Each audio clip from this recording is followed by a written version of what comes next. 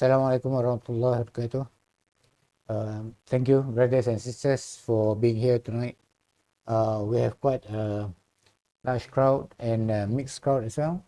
First time we're having many sisters with us. Many of them are my friends from MPF, Muslim Professional Forum before. And we got acquainted with Miss Rina, very important person. Yeah. Thank you, Dr. Azzam Tamimi, my friend. We have known each other for like more than 10 years. So, and he's an activist, British Palestinian author of the book, famous book, HAMAS, Unwritten Chapters. And he also written a book on Rashid Ghannouchi, Democrat Within Islamism. The book which we, the Islamic Renaissance Fund, translated and published. And we invited him to launch the book. The daughter of the current Prime Minister, Anwar Ibrahim, Izzah, was there as well as a panelist. Yeah, it was something that we can't forget about that particular book launching session. Anyway, tonight we're talking about this book, about this story of Hamas and what's next, because so many things have been happening. Right? Can you get me the book, please? This is the book that was written by Dr. Azzam Tamimi, Hamas Unwritten Chapters. Okay, and because this book stopped where it was supposed to stop at the time of publication of the book, but there's so many things that happened afterward. And the thing is that I want to mention to you is that yesterday I received WhatsApp, and there were like photographs of I think 5 Hamas activists that were killed, including Abu Ubaidah, the speaker of Hamas, the famous speaker of Hamas, right? And at the bottom of the poster, there was written verse from Surah Al-Ahzab, verse 23. Yeah, minal mu'minina rijalun sadaqu ma ahadullah alayh wa minhum man qada nahbahu wa minhum man yantazir wa ma baddalu tabdila. Yeah, meaning to say that they are like among the believers, right? They are men who have been true to what they have vowed before Allah, right? And among them are such that have redeemed their vouch, their pledge by death, and some of them are still waiting. It's a very powerful verse, right? And the end of it was, they did not change their resolve in the list.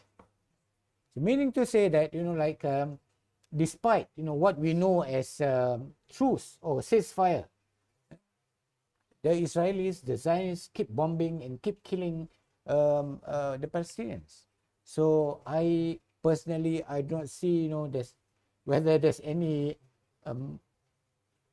benefit out of this truce, which you can elaborate after this. But the thing is that what we want to know and what we want to talk about as well, I think we are supposed to have a speaker, a writer, who wrote something about whether Hamas was created, just like all the other extremist groups were created by the West, by US, or by the Zionists. Or Hamas was created as well. So they thought, or they published that Hamas was created. And this is the issue that you can talk about as well. Because we discussed yesterday about what I mentioned about Ahmad Shara, how he was previously labeled as an extremist. 10 million USD was bounty was on his head, and the general who basically captured him some time ago, and recently in New York was sitting with him, like me and Dr. Azzam, talking in a summit, right? So people were wondering, how could that happen, right? So they thought that many of these Islamic fundamentalists or extremists were basically created by the West or by Israelis or by Zionists themselves. And I think these are some of the issues that we want to talk about. And we want to talk about, where we're going after this. What's next? Of course, Hamas will never surrender their weapons to Israel. And that's what they wanted. That's what Trump wanted, actually, for Hamas to disarm themselves, disband themselves. And perhaps they don't want even Hamas to be a political party, right? I don't know. But I think they don't want Hamas to be a political party, because being a political party means that they can still control Gaza. Now, Gaza, is still under Hamas. And that's the thing that basically terrified the West and terrified Israelis. And I think without further ado, I'll give the session to our beloved brother Azzam Tamimi to continue. Bismillah ar-Rahman ar-Rahim. Alhamdulillah. Salatu wassalamu ala Rasulillah. Well, Dr. Ahmed, thank you very much. It's I treasure your friendship, and also grateful for this opportunity. Now, you see, I think what aches the West when it comes to Hamas is that they have not been able to force it to surrender. And that's very important, because the previous national liberation movement of the Palestinians, Fatah, when it came under all sorts of pressure. Of course, Fatah is the core of the PLO, because the PLO was created by the Arab League, but then later on Fatah took over and became the actual manager of the PLO. So Fatah is what matters. The Fatah leadership, which became the PLO leadership under Yasser Arafat, came under enormous pressure at various stages. First in Jordan, they were thrown out of Jordan. Then in Lebanon, they were thrown out of Lebanon. And there were massacres here and there. They assassinated a long list of their commanders and leaders. Eventually, they succumbed. And they went to Oslo. And in Oslo, they signed a surrender document called the Oslo Agreements, by which they vowed to end the armed struggle for the liberation of Palestine, and they recognized Israel as a legitimate state. Now, in the case of Hamas, they tried to do exactly the same thing. And despite the destruction, despite the death, despite the genocide, Hamas has not changed its mission or its objective. The vision is still very clear. Israel has no place in our houses, not in our land, not in my mother's house, not in my father's land. Zionism is an anti-human movement. This is our struggle. Our struggle is on behalf not just the Palestinians, not just the Arabs, and not even just the Muslims. Our struggle is on behalf of humanity, because what Zionism represents today is exactly what Nazism once represented, what fascism once represented, what even apartheid in South Africa to some extent represented, although apartheid looks very compassionate compared to Zionism, if we were to run a comparison. And Hamas has come a long way. I remember when I was approached in 2003 by my publisher, Hearst in London, who had 3 years earlier published my book on Islam and secularism. He approached me and asked, "Come, I want to talk to you." I went there and he said, "Azzam, I see Hamas emerging as a pivotal player in the Palestinian struggle." That was in 2003. And I want a book on Hamas.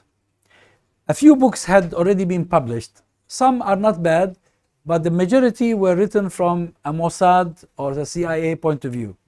So he wanted a book that would honestly and fairly present Hamas to the worldwide audience. And it took me 3 years of research.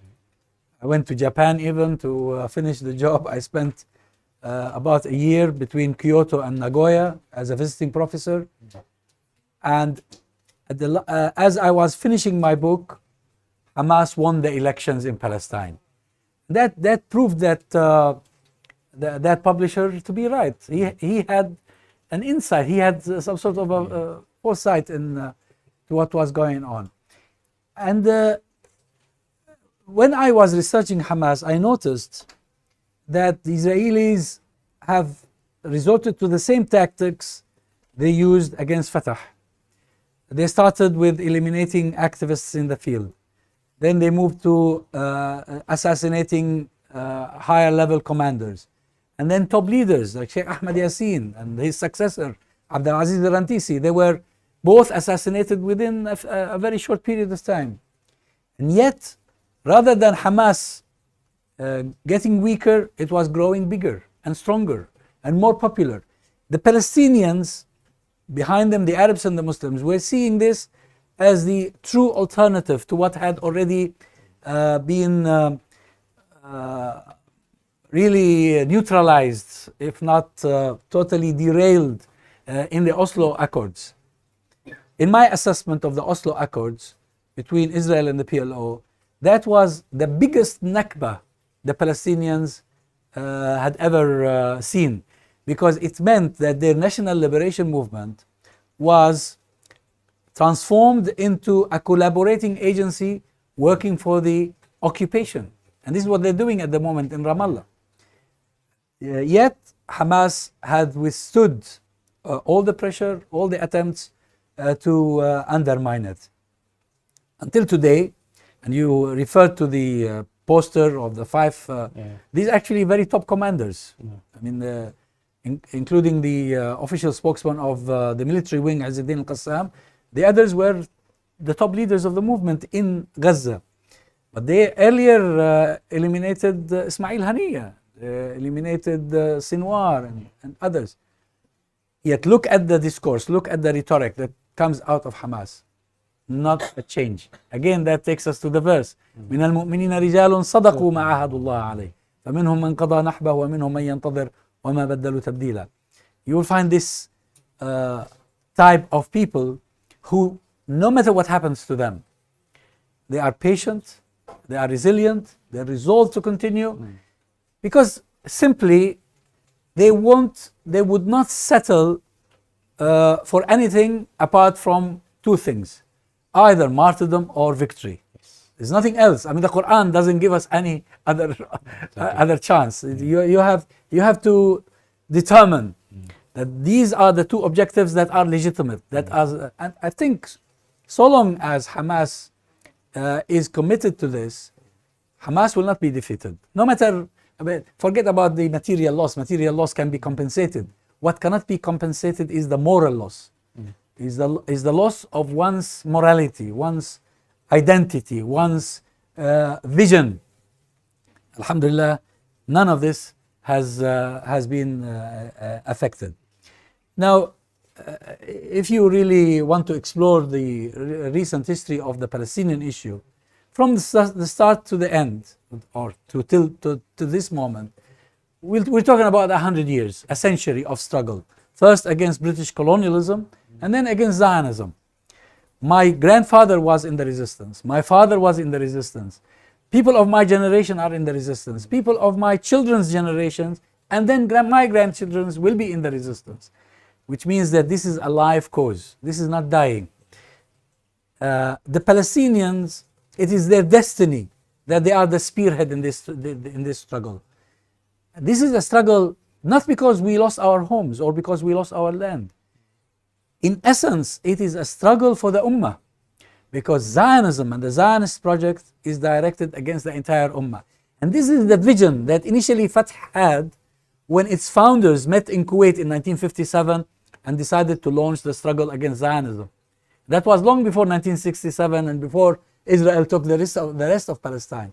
1957, 2/3 of Palestine were Israel, but the rest was divided between Jordan and Egypt. And yet, a group of men met in Kuwait and decided that we need to revive the struggle which had been going on until 1948. But then when the vision was lost, and they went to Madrid, and then they went to Oslo, and concluded that deal of shame, Allah subhanahu wa ta'ala sent somebody else. And this is what Allah tells us in Al-Quran. وَإِن تَتَوَلَّوْا يَسْتَبْدِلْ قَوْمًا غَيْرَكُمْ ثُمَّ لَا يَكُونُوا أَمْثَالَكُمْ. If you change heart, He will replace you. By who? By those who will not be like you.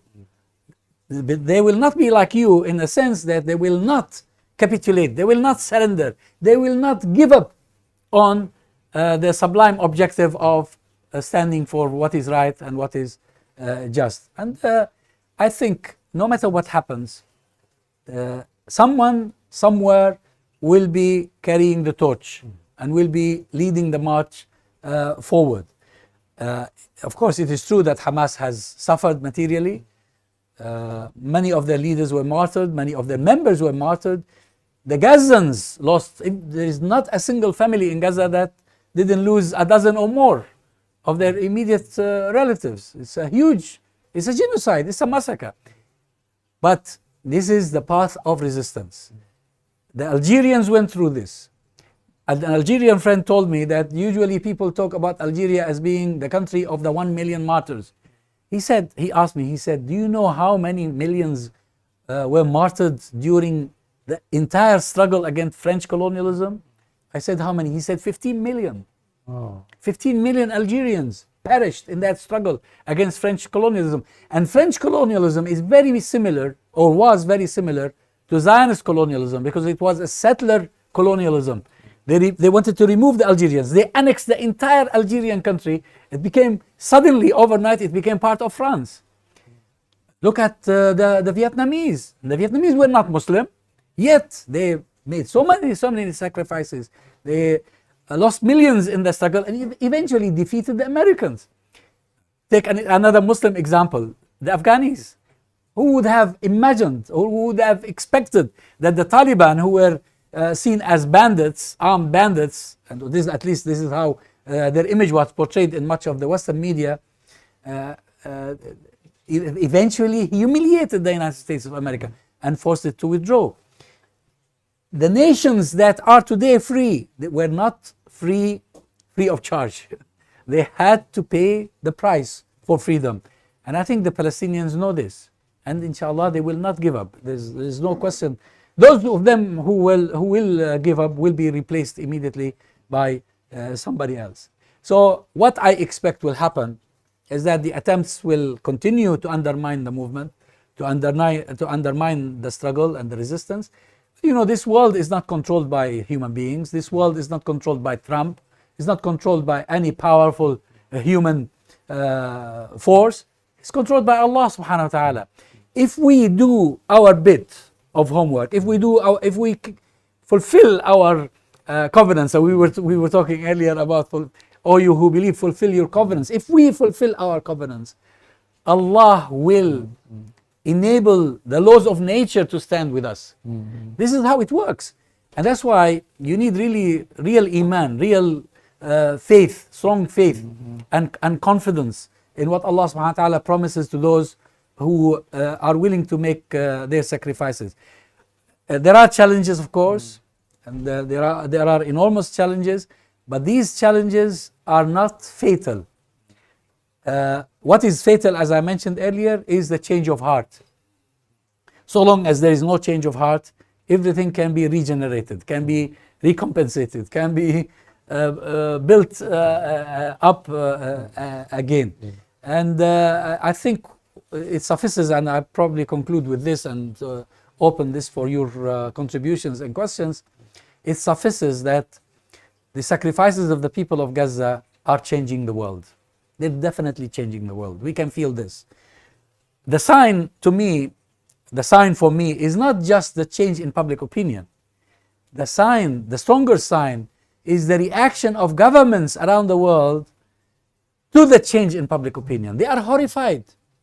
They're changing their laws. These democracies, these liberal democracies, are changing their laws and have decided to become less liberal or more illiberal because they're seeing public opinion in their countries change in favor of Palestine and in favor of resistance and against Zionism. This is happening in America, this is happening in Europe, happening everywhere. And the entire Arab region is boiling. The Arabs are in shackles today as masses because their governments are using unprecedented levels of repression, but this volcano will soon erupt.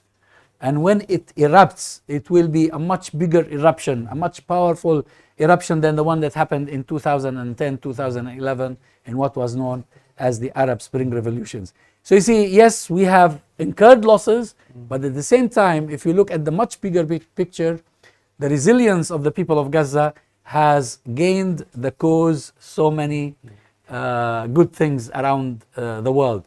And these combined together will hopefully, inshallah, pave the way for a change. I don't want to talk longer as a matter of introduction, but I think if we open this to our dear brothers and sisters, you might have comments to make or questions to ask, and will be more beneficial, inshallah. Inshallah. Jazakallah khairan kaseeran.